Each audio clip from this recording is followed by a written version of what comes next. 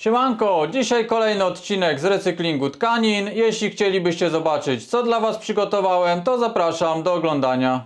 Na dzisiaj przygotowałem taki zestaw tkanin. Odpady, które będę zużywał, są różnej wielkości.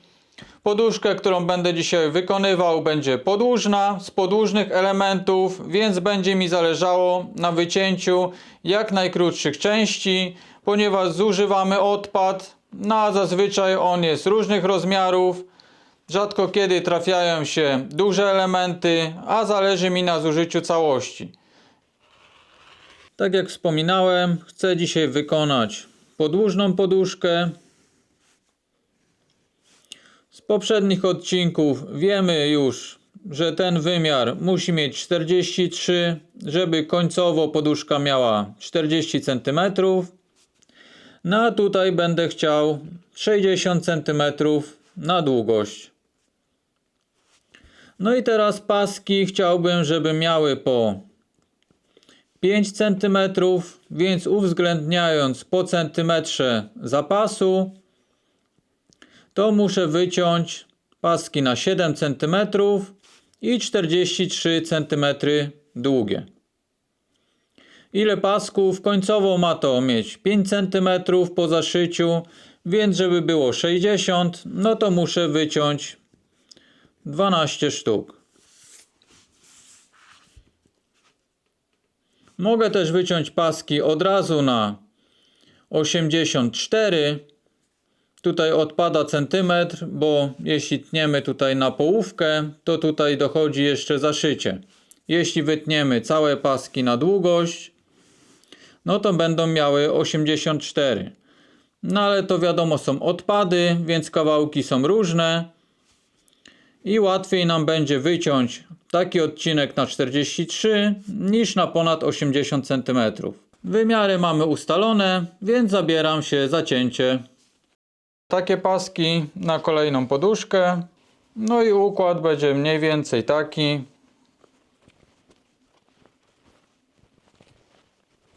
No i tak do końca, aż do 12 elementów. A na drugą połowę jeszcze zobaczę, co mi starczy, z których tkanin, żeby mniej więcej utrzymać ten wzór. Przy szyciu na maszynie z potrójnym transportem niczego tutaj nie spinam. Po prostu zaszywam na 1 cm i tyle.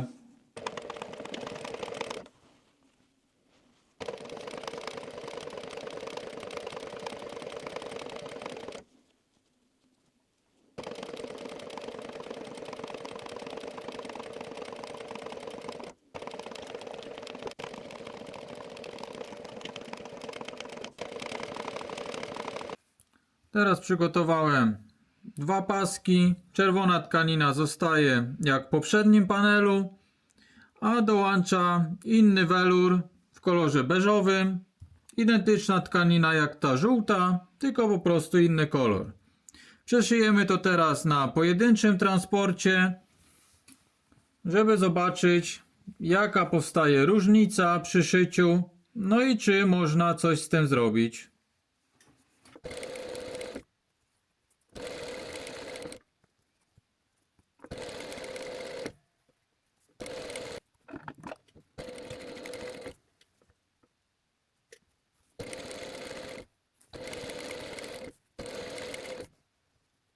Tak to wygląda od góry, a tak wygląda po drugiej stronie. Otrzymaliśmy schodki i tak się będzie działo przy każdym kolejnym pasku, który doszyjemy. Te tkaniny dodatkowo były cięte w różnych kierunkach. No i tutaj jest i tak komfortowa sytuacja, ponieważ są tylko dwa rodzaje tkanin. Jeśli będziemy używali większej ilości, no to one także będą się w różnym stopniu rozciągały właśnie ze względu na pojedynczy transport. Ta górna stopka będzie cały czas delikatnie przesuwała lub rozciągała górną warstwę materiału. No i powstanie nam coś takiego, co dodatkowo bardzo nam utrudni późniejszą pracę przy składaniu na przykład całej poduszki. Za chwilkę Wam pokażę jeszcze, co można zrobić, żeby usunąć ten problem. Nie da się tego zrobić bez dodatkowych materiałów, no ale moim zdaniem jest to minimalny nakład, jeśli mamy maszynę z pojedynczym transportem i chcemy wykonać jakieś elementy z podłużnych pasków. Do szycia będę używał wąskiej taśmy dwustronnej, tak żeby maksymalnie mocno ustabilizować tą krawędź, po której będę przyszywał. Dzięki temu te warstwy nie będą się rozjeżdżały przy szyciu. Dodatkowo, jeśli będę przyklejał tą taśmę na wierzchniej stronie, no to przy materiałach tapicerskich one nigdy nie są idealnie takie gładkie, więc dość łatwo będzie też odkleić tą taśmę po przyszyciu.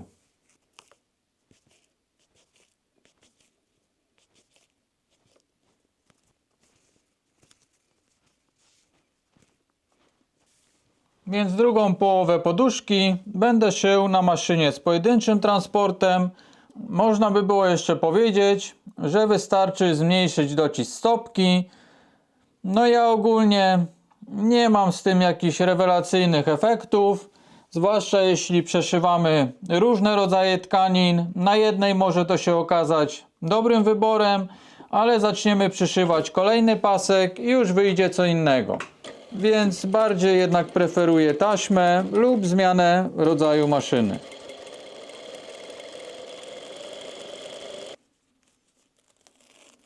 Ważne, żeby tą taśmę zdjąć, bo przy praniu może się zadziać coś dziwnego, gdzieś się rozpuści, poobkleja tkaninę, więc nie jest nam później już potrzebna, tylko na czas przeszycia.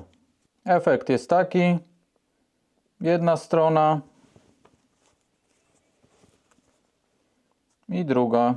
Jest bardzo duża różnica.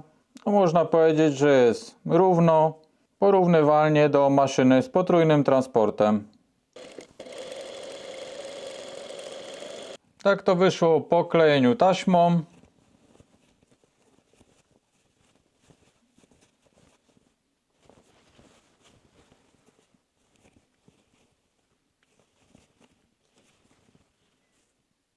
I teraz zabieramy się za zszywanie tego w całość. Standardowo zaszywam na 7 cm z jednej i z drugiej strony. Tutaj mam wyznaczone 7 cm, a ta podłużna linia jest na 4 cm od krawędzi. Przeszywam te 7 cm i po drugiej stronie tak samo. Tutaj miara na 2 cm, żeby po prostu w połowie to przeszyć. Końcówki mam zaszyte, więc teraz ten zakład dokładam do wyznaczonej linii i przeszywam. Zakład pod zamek mam przeszyty wzdłuż. Tak to wygląda z zewnątrz. Tak od środka. I teraz będziemy mocować zamek. Zamek mam już docięty, suwak zamontowany. Przymocowałem też od spodu całą taśmę. Szpilka jest po drugiej stronie, a po tej będę przeszywał.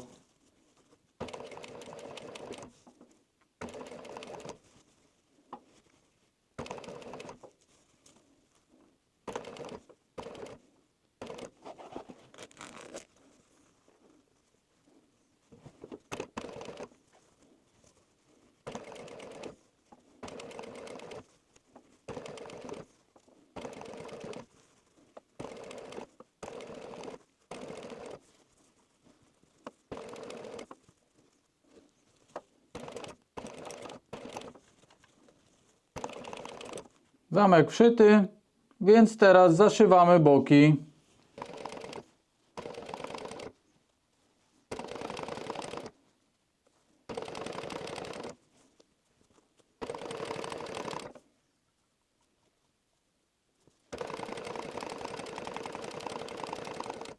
Za chwilkę będę wywracał, ale zanim jeszcze do tego przejdziemy, to małe podsumowanie i kilka wskazówek.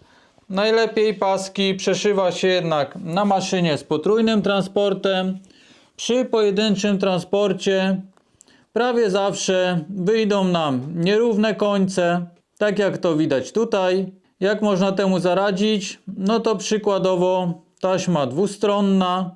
Można popróbować z dociskiem stopki, ale jeśli mamy różne tkaniny, no to raczej będzie to słaby efekt. No ale powiedzmy, że Nie mamy taśmy dwustronnej, mamy maszynę z pojedynczym transportem, więc co zrobić, jeśli wychodzą nam takie nierówności?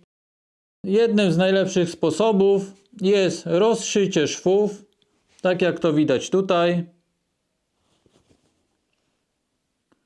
Czyli każdy z zakładów dodatkowo przeszywamy. Dzięki temu ten cały element robi się płaski i jest dużo łatwiej dociąć po prostu tutaj tą krawędź.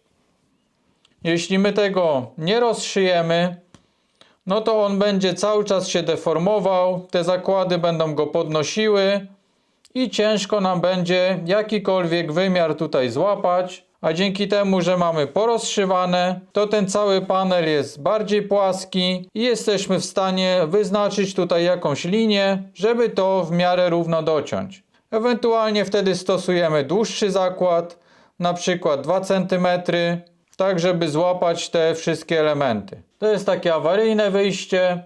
Najlepiej jednak maszyna z potrójnym transportem lub dwustronna taśma klejąca. No i teraz wywracamy. Użyję gładzika do polerowania krawędzi skóry, żeby powyciągać narożniki.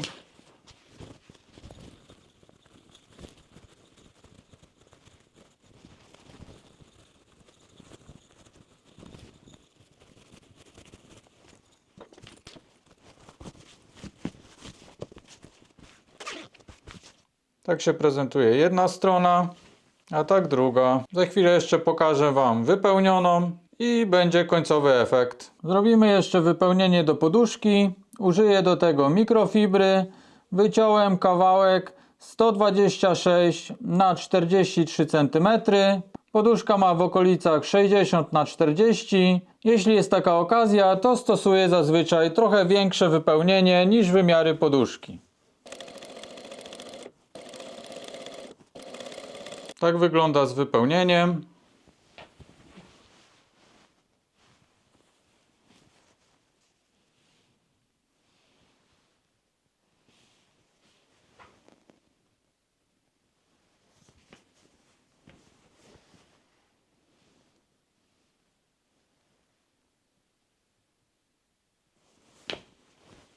I mamy skończoną. Na dzisiaj to by było już wszystko. Tym sposobem możemy wykonać poduszki, torebki oraz wiele innych wyrobów. Zachęcam Was do wspierania rozwoju kanału oraz zapraszam na następny odcinek. Trzymajcie się, cześć!